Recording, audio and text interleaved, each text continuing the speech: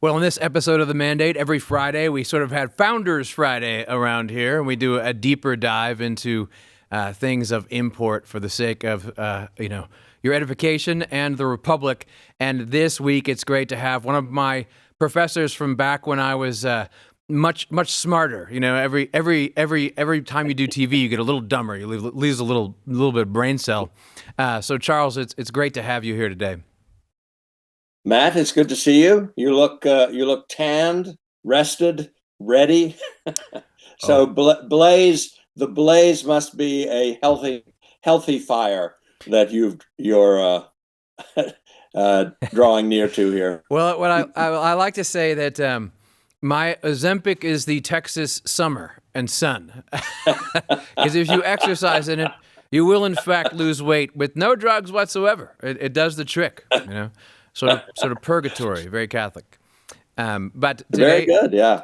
today our subject is, I think, very important, and I thought who better to have on the show to discuss it. And it's really already begun. I mean, the Trump administration has already announced the beginning of the celebration of the 250th anniversary of America. And I think, we don't want that to get lost in the shuffle. It's an important priority of the Trump administration and the mandate of the people they received. This is what they're doing with it. There's many people in the administration, including Vince Haley, who's in charge of the Domestic Policy Council, and the people there, as well as Trump himself, who have prioritized, celebrating across the country America's 250th anniversary. So, I thought first, Charles, you should talk to us about what we should be celebrating if we celebrate the birthday of America. I mean, after all, we're celebrating something that has not just to do with the living and the dead, but the dead. It's a country that's been around for 250 years. Okay, but what exactly is the birthday for or of? Well, of course, that's an important question, and it's a very American question as well, because America is first of all a founded nation. That is to say, we don't trace our origins back to time immemorial or to the distant, misty fogs of the 17th century or the 13th century or earlier even than that. But we are a people on experiment, as Tom Paine said.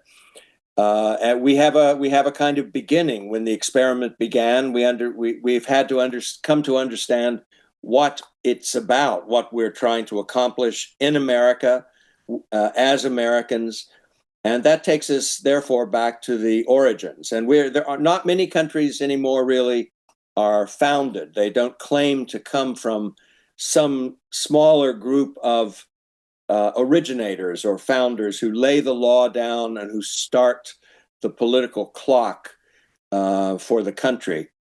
Israel is another founded country which has a generation that began it. America is a much older, in some respects, in other respects, much younger than Israel, founded country.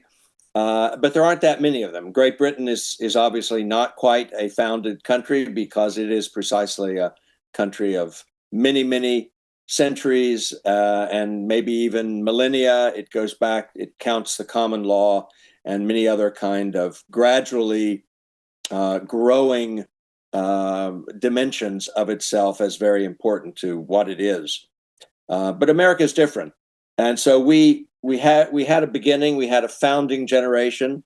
Maybe indeed we had more than one founding generation. One of the first questions you have to ask yourself if you're getting into the founding business, so to speak, is what's the relation between the Puritan founding, the first bunch of Puritans and Pilgrims who come to the United States in the 17th century, and the 18th century founding, the famous founding of the Declaration of Independence and eventually the Constitution and a republican government as such in the country. They aren't exactly the same, although they obviously have an important relation to each other, and we have both of them not just one of them. So it's a more complicated question to understand our origins than it might seem, more complicated historically and also religiously and politically. Yeah, and you would expect, I suppose, all of that in a way to be celebrated over the course of the next year, or would be appropriate to celebrate much of that. And when you look at the exact, the moment of conception, as it were, when you look at this 1776, I mean, we really are talking about the Declaration of Independence as a focal point. And that's something that, of course, the Claremont Institute has taught generations about over the course of the last 40 plus years. I mean, talk a little bit about that. I mean, because you said we have a beginning. Certainly the focus used to be, anyway, that you would start with it. The Declaration was that beginning, or at least the beginning of the beginning, officially, right? So talk a little about that, because it does seem that we live in a time in which the teaching about the Declaration is the importance of it has not gone away. It's denigrated by right and left, and has been for some time. It's often misunderstood, and it seems to me that among the many parts of the founding or foundings, that's something that should be celebrated and proclaimed this year. Yes, the time is ripe. Certainly, the anniversary is upon us. Now, one should bear in mind that we are not the first generation to worry about the longevity of America or of the Republican experiment more broadly. The founders themselves were great students of the history of Republican politics. That is to say, not just over here in the colonies, but also in Europe, and in particular in Rome, ancient Rome and ancient Greece, among other places, and in various Renaissance city-states that were republics in Italy. And they were aware that the history of Republican government is, in many respects, a long history of failure, that all the most famous republics collapse eventually. And they often collapse from republicanism. It's it's a virus that is easily caught but hard to get over, and so Americans from the very beginning are amazingly historical in their thinking about their own country. And of course, Rome is the most famous large republic in the history of mankind. And so Rome is a particular destination for a lot of these historical inquiries that the American founders like Madison and Hamilton and Washington, Jefferson, and the others, Franklin, that they were inquiring into. And one of the things about that's interesting about the semi-quincentennial is, of course, we're talking in Latin and essentially speaking the spoken form of Latin numerals. That's Latin, not Latinx. Not Latinx. That's Latin. Yeah. Not Latinx. No, that's right. This is the y-axis, I think. I'm not sure, but anyway, yeah. So semi-quincentennial means literally half of 500. So the 200, what sometimes is now called the 250th anniversary of the signing of the Declaration of Independence and of the beginning of America as a separate and equal country in the world. That is what we celebrate when we celebrate the 250th of the United States, the American people and their system of government. But Jeff Anderson, who's a mutual friend of ours, for some reason, maybe just because of his optimism, he likes to translate semi-quincentennial as quarter millennial, and it's true. Very optimistic. Yeah.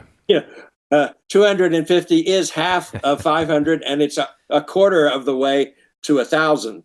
So if you're thinking in really Roman terms, about 1,000 years of political existence and political influence, albeit under very different forms of government in the Roman case over that 1,000 years, then you would think, maybe in Roman scale of being a quarter of the way to 250 a quarter of the way to 1,000. But I think that's, it's stretching it a little bit. We're doing well to be half the way to 500. I don't want to jinx us by claiming, in fact, we're a quarter of the way to 1,000. That sounds awfully proud to me. Yeah, well, maybe the most American thing is just to worry about getting through the next 50 years without losing it, right? A republic, if you Well, can yeah. keep it, let's try to keep it another 50. That'd be great. I'd be happy with that for now. And when you think about why, why we say that, and perhaps why, and we'll get into the ways in which maybe the 250th should be celebrated next year. But the reason we would say that is because something like this, right, where it's under threat. I mean, the understanding of what Republican government is, and indeed the actual structure, the living structure, the effectual structure of the government right now, is bent out of shape, out of whack in some way, or at least, as we could say, to make a cartoon of Charles Kesler book, there are two warring constitutions, right? And that battle is going on right now, and really, it's obfuscated by. I mean, the 250th is obfuscated by this fact that in order to be celebrated, you have to fight against, this opposing view of what the regime is and should be. Yes, and you're almost forced to take sides in ongoing political disputes, which cut quite deep and have been going on really for more than 100 years in our own politics. America has always loved the Declaration of Independence and in various ways tried to unite behind it, and been remarkably successful at uniting behind it. But just as we have resolved our disputes along the way, we have created new ones. And so the meaning of the Declaration of Independence is, I think, ascertainable. I mean, you can talk about what the integrity of the ideas and the origin of the ideas, the meaning of the ideas in the Declaration of Independence, and you can do so very intelligently and very well, and I hope we will do that as part of the 250th. But it's also the case that Americans have fought over the meaning of the Declaration of Independence and argued over the meaning of it for the entire 250 years of our national existence. There's hardly a decade that went by without some interesting controversy erupting having to do with the founding or the implications of the American founding, and in particular the Declaration.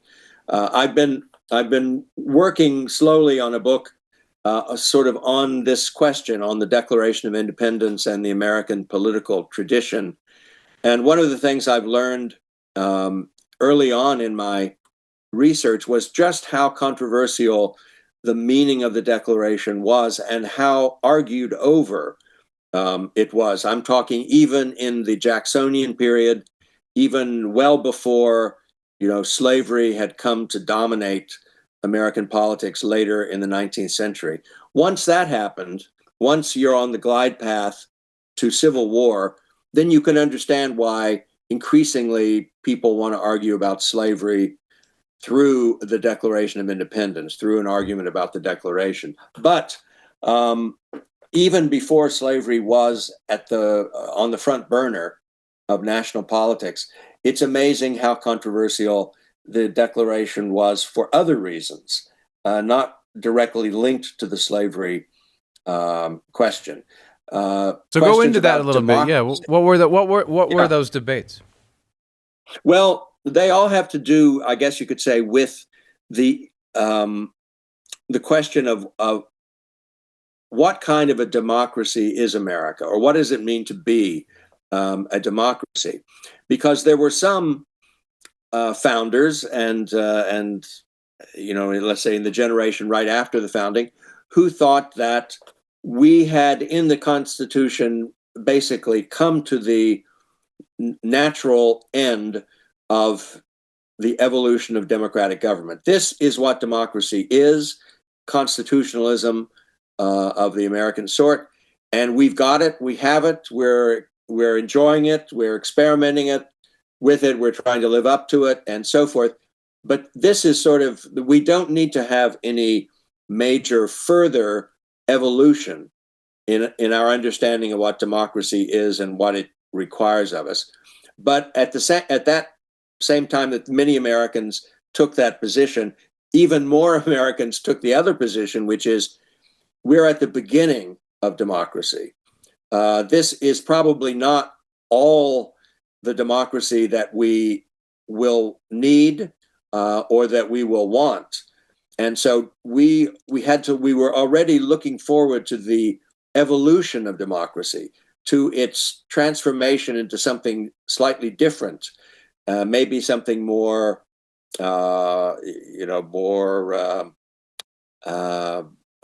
demanding, maybe something more featuring more solidarity, more sort of political passion or political commitment.